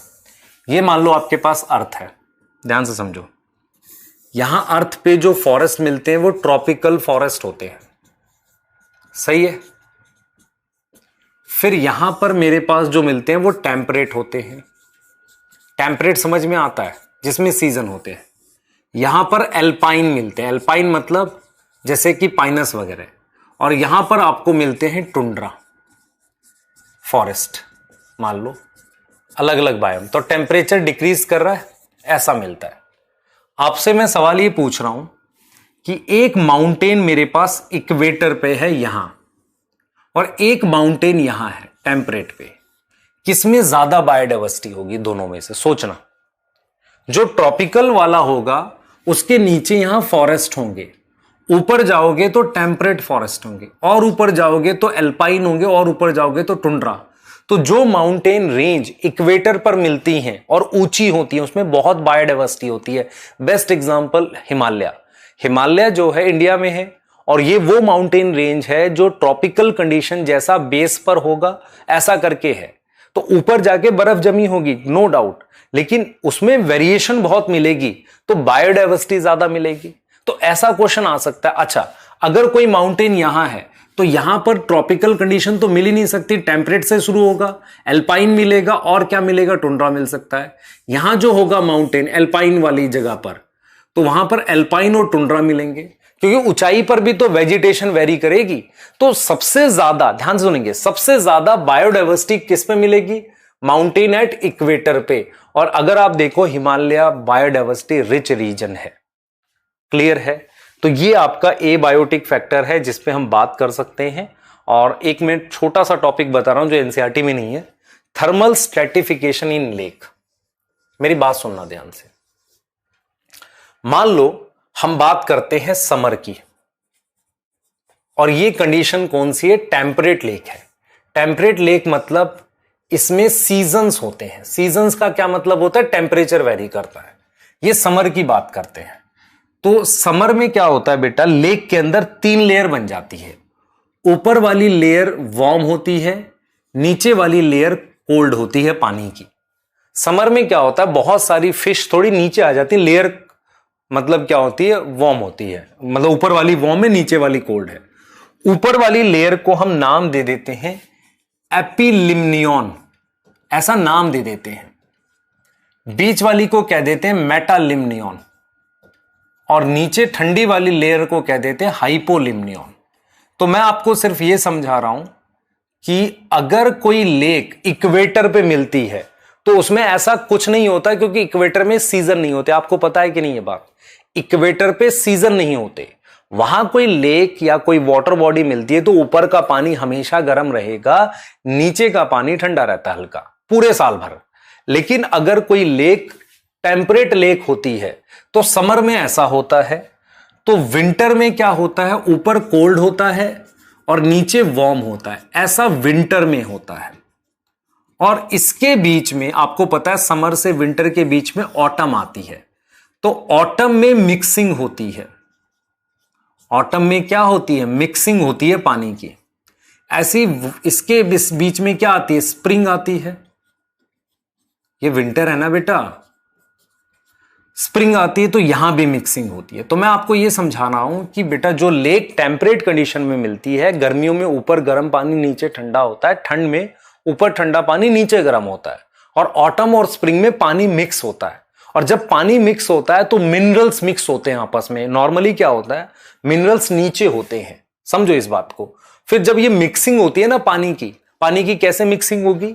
जैसे मान लो भाई, जब जैसे ही टेम्परेचर नॉर्मल होगा तो पानी आपस में ये मिक्स हो जाएगा सारा, यहां पर पानी आपस में ऐसे मिक्स हो जाएगा। तो उससे क्या होता है, ऑटम और स्प्रिंग में होता है, तो स्प्रिंग सीजन वगैरह में न्यूट्रिएंट्स वापसी जो नीचे सेटल हो गए तो मिक्सिंग हो जाती है। इस चीज को समझो, क्लियर है? और जो मेरे पास क्या होता है बेटा, ये क्वेश्चन बहुत इंपॉर्टेंट है और ये बहुत सारे बच्चों को कंफ्यूज करता है, ऑल्दो इतना मुश्किल आता नहीं है कभी, कि किस वाटर बॉडी की प्रोडक्टिविटी, खाना कहां ज्यादा बनेगा, ट्रॉपिकल, ओशियन और टेम्परेट। ये सोच के आंसर देना। मैं आपको सिर्फ ये समझा रहा हूं कि जो ट्रॉपिकल एरिया पे लेक मिलेगी वहां पर ऊपर हमेशा गर्म पानी होगा, नीचे ठंडा पानी होगा, कोई मिक्सिंग नहीं होती। यहां पर पानी की मिक्सिंग होती है साल में 2 बार, तो न्यूट्रिएंट अच्छा खासा होता है। टेम्परेट लेक या टेम्परेट ओशियन की बात कर लो, यहां तक समझ में आ रही है? और लेयर्स के नाम रख देते हैं, एपिलिम्नियन, मेटा, हाइपो। ये मैं क्या बता रहा हूं, थर्मल स्ट्रेटिफिकेशन। थर्मल मतलब टेम्परेचर, स्ट्रेटिफिकेशन मतलब लेयर फॉर्मेशन। किसके अंदर? लेक के अंदर। कोई डाउट है बताओ? थर्मल स्ट्रेटिफिकेशन इन लेक, क्लियर है? ठीक है। अब हम बात कर सकते हैं, एक और एबायोटिक फैक्टर है जिसका नाम है पानी। ध्यान से सुनना।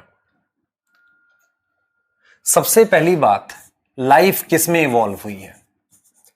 Life evolved in water. पहला सेल पानी में आया है ना, फर्स्ट सेल इवॉल्व हुआ है पानी में। ठीक है, फर्स्ट सेल पानी में इवॉल्व हुआ है। ठीक है, पानी किस लिए इंपॉर्टेंट है? अगर मैं बात करूं फॉर प्लांट्स, प्लांट्स के लिए पानी किस लिए इंपॉर्टेंट है? For photosynthesis. फोटोसिंथेसिस ना लिख के इकोलॉजी में हम क्या लिखते हैं? आपको मैंने बताया फोटोसिंथेसिस वर्ड यूज नहीं करते, क्या यूज करते हैं? प्रोडक्टिविटी, क्योंकि वो फोटोसिंथेसिस का रिजल्ट होता है। तो फॉर फोटोसिंथेसिस या प्रोडक्टिविटी। और क्या होगा? पानी इंपैक्ट करता है डिस्ट्रीब्यूशन। इंपैक्ट डिस्ट्रीब्यूशन किसका? डिस्ट्रीब्यूशन एनिमल और प्लांट का, मतलब बेसिकली प्लांट का। तो आपको यह समझ में आना चाहिए कि पानी भाई फोटोसिंथेसिस के लिए, और मैं कह सकता हूं कि डिस्ट्रीब्यूशन मतलब, या मैं लिख सकता हूं टाइप ऑफ वेजिटेशन। वाटर क्या इंपैक्ट करेगा, कैसे प्लांट मिलेंगे?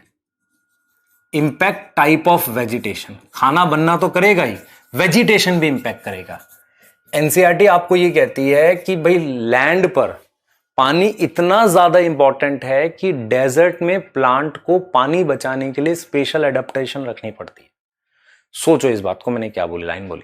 मैंने बोला है कि लैंड पर पानी इतना ज्यादा इंपॉर्टेंट है कि लैंड पर, समझो इस बात को, on land water is so much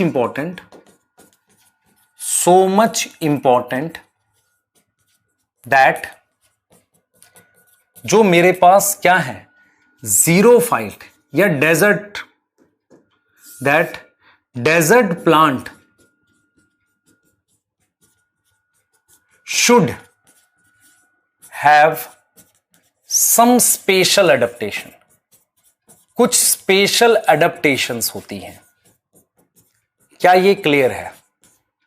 सोचो, क्या ये क्लियर है? तो कुछ ना कुछ स्पेशल एडेप्टेशंस होती हैं डेजर्ट प्लांट के अंदर। क्लियर है बेटा? डेजर्ट प्लांट के अंदर समझो इस चीज को। तो ये आपको क्लियर होना चाहिए कि बिना उसके प्लांट ही नहीं मिलेगा डेजर्ट में। भाई उसने क्या क्या रखा हुआ है? वो रिड्यूस करता है ट्रांसपिरेशन, रिड्यूस ट्रांसपिरेशन। तो पानी इतना ज्यादा इंपॉर्टेंट है कि पानी बचाने के लिए काफी सारी हमारे पास एडेप्टेशंस मिलती हैं, है ना।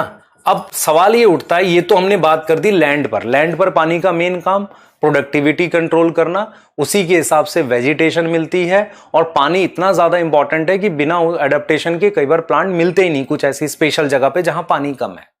अब सवाल ये उठता है, पानी जो है प्लांट को लैंड पर तो इंपैक्ट कर रहा है, क्या पानी के अंदर भी प्रॉब्लम है कुछ? क्या ऐसा? पानी के अंदर तो पानी बहुत है। तो अगर मैं बात करता हूं इन एक्वेटिक लाइफ की, तो वहां भी कुछ पानी को लेकर है। अमाउंट ऑफ वाटर इंपॉर्टेंट है क्या? तो जरा ये देखो, जो एक्वेटिक लाइफ है वहां अमाउंट इंपॉर्टेंट नहीं है, अमाउंट ऑफ वाटर से ज्यादा क्वालिटी ऑफ वाटर इंपॉर्टेंट है। Quality of water is important, quality important है। सोचो, क्वालिटी का क्या मतलब हुआ? ध्यान देना बेटा, क्वालिटी का क्या मतलब हुआ? ए, पीएच, पानी का पीएच क्या है? बी, डिसॉल्व ऑक्सीजन, बिना डिसॉल्व ऑक्सीजन के लाइफ कैसे मिलेगी? सी, उसमें न्यूट्रिएंट्स या मिनरल्स कितने हैं? बेटा मैं डिस्टिल वाटर में अगर ऑर्गेनिज्म को रखूंगा वो वैसे भी मर जाते हैं, क्योंकि डिस्टिल वाटर में मान लो मिनरल्स नहीं है। तो न्यूट्रिएंट्स और मिनरल्स कितने हैं? डी, हम सबसे इंपॉर्टेंट हम लिखते हैं सॉल्ट कंसंट्रेशन। ये बहुत इंपॉर्टेंट पैरामीटर है, समझो इस चीज को। क्लियर है? तो पानी में अमाउंट ऑफ वाटर इंपॉर्टेंट नहीं है, क्वालिटी ऑफ वाटर इंपॉर्टेंट है। और अगर आप सॉल्ट की बात करेंगे तो सॉल्ट कंसंट्रेशन को लेकर एनसीईआरटी ने बोला है कि जो फ्रेश वाटर होता है उसमें कितना सॉल्ट होता है? वो होता है 5, हम लिख सकते हैं 3 to 5 पीपीटी। यहां पर पीपीटी का मतलब है पार्ट्स पर 1000, इतना पानी होता है, सॉरी सॉल्ट होता है। और अगर जो आपके पास मैरीन है या ओशियन है, मैरीन ओशियन जो हमारे पास है उसमें 30 to 35 पीपीटी है, पार्ट्स पर 1000 है। और कुछ ऐसी जगह है जहां सॉल्ट बहुत ज्यादा है, जिसे आप डेड सी कहते हो, या हाइपर, हाइपर मतलब ज्यादा, सेलाइन मतलब नमक, लेगून का मतलब होता है ओशन के आसपास कुछ एक आइलैंड जैसा बन जाता है और उसमें पानी सराउंड हो जाता है, लेगून कहते हैं उसे। तो hyper सेलाइन lagoon, more than 100 PPT, more than 100 PPT. अब सॉल्ट से फर्क क्या पड़ता है? ध्यान से सुनेंगे, सॉल्ट से पानी में फर्क क्या पड़ता है? देखो, बहुत सारे ऐसे फिश हैं जो मूव नहीं करते एक जगह से दूसरी जगह। मैं आपको दिखाता हूं इस चीज को, ध्यान से सुनना बेटा। सॉल्ट पे क्या क्वेश्चन आ सकते हैं, सुन लो ध्यान से। अगर मैं बात करता हूं impact of salt, impact of salt, तो सबसे पहले तो डिस्ट्रीब्यूशन ऑफ सॉल्ट कंसंट्रेशन से क्या फर्क पड़ेगा? एक मैं लिख रहा हूं यूरी हेलाइन, आपको समझ में आएगा। यूरी हेलाइन क्या मतलब है? Tolerate wide range of salinity. देख रहे हो, डेफिनेशन से पता चल जाएगा। Wide range of salinity tolerate करेगा, उसे यूरी हेलाइन कह रहे हैं, ठीक है। अगर मैंने लिखा स्टेनो हेलाइन, क्या लिखा? स्टेनो, तो ये वो होंगे जो नैरो रेंज करेंगे, टॉलरेट नैरो रेंज। तो इससे क्या होगा? Distributional range of salinity. भाई ये आप मुझे एक चीज बताओ, किसका ज्यादा डिस्ट्रीब्यूशन होगा? इसका मोर डिस्ट्रीब्यूशन। ये कम जगह मिलेगा। मान लो मैं एक चीज समझाता हूं आपको, मान लो एक ओशियन है, मैं कहता हूं ओशियन में रहने वाली फिश हैं जो नमक के पानी में रह सकती है, पर नमक जो होता है अलग अलग ओशियन में अलग अलग होता है। तो सारी फिश नहीं मिलती ना वहां हर एक ओशियन में, क्योंकि भाई फिश का भी अपना अपना एक क्या है? टॉलरेंस रेंज है। क्लियर है? और तो ये चीज कह रहे हैं, तो इसमें क्या होगा, लेस डिस्ट्रीब्यूशन होगा। भाई ऐसा नहीं है कि हम ये कह रहे हैं यहां पर कि जो फ्रेश वाटर में मिलेगी वो मैरीन में भी मिल जाएगी। मैरीन के अंदर भी तो मुझे डिस्ट्रीब्यूशन चाहिए हर तरह के ओशियन में मिलने का। तो जो fish most of the ocean में मिलेंगी वो कौन सी होंगी, वो यूरी हेलाइन होंगी, और बहुत सारी मेरे पास क्या होंगी, स्टेनो हेलाइन होंगी। यहां तक समझ में आ रहा है। अब यहां से आपको एक चीज मैं क्लियर करता हूं, आपको यहां पर बेटा एक एक्स्ट्रा टॉपिक में आपको यह पता होना चाहिए कि जो फ्रेश वाटर में मिलते हैं, फ्रेश वाटर में जो प्रोटिस्ट मिलते हैं, याद करो उनके पास क्या होता है, उनके पास कॉन्ट्रैक्टाइल वैक्यूल होता है। याद करो किस लिए था वो, to remove excess water, to remove excess water. ये एडेप्टेशंस पूछ सकता है इस चैप्टर से, यहां से, क्योंकि ये चैप्टर एडेप्टेशंस पे बहुत बात करता है।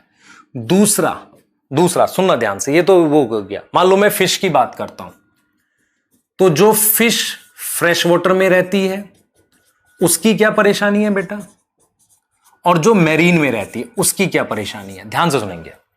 जो फ्रेश वाटर में रहती है, फ्रेश वाटर में बाहर क्या होगा, नमक कम है, उसकी बॉडी में नमक ज्यादा है, तो उसमें पानी एंटर करेगा, ऐसे वाटर एंटर करेगा, तो इस वजह से ये यूरिन कैसा रिलीज करेगा, डाइल्यूट यूरिन रिलीज करेगा। आपको समझ में आ रहा है, उसकी मतलब बॉडी में पानी आसानी से एंटर करेगा ना, क्योंकि अंदर उसके सॉल्ट है, बाहर पानी है, फ्रेश वाटर, तो वो यूरिन डाइल्यूट रिलीज करेगा। और अगर मैरीन में होगा तो मैरीन का मतलब क्या है, पानी ऑलरेडी बाहर जा रहा है, तो उसका यूरिन कैसा होगा, कंसंट्रेटेड। अब आप इसमें से सोच के बताओगे कि इनमें से कौन सा अमोनोटैलिक होगा और कौन सा यूरियोटैलिक, ये आपने करा था, नहीं तो मैं डिस्कस करूंगा इसे। क्लियर है? तो ये आपकी वो अडेप्टेशंस है जो आपने ध्यान रखनी, तो इन्हें आप कंप्लीट करें यहां तक, वाटर तक। फिर हम नेक्स्ट क्लास में 2 एबायोटिक फैक्टर बचे हैं और वहां से उसका इंपैक्ट पढ़ना स्टार्ट करेंगे। क्लियर है बेटा ये यहां तक? ठीक है, तो इसको ध्यान से पढ़ें, एनसीईआरटी से पढ़ें, इसके बाहर ना जाएं। ठीक है बेटा, क्लियर? ठीक है, चलिए बाय।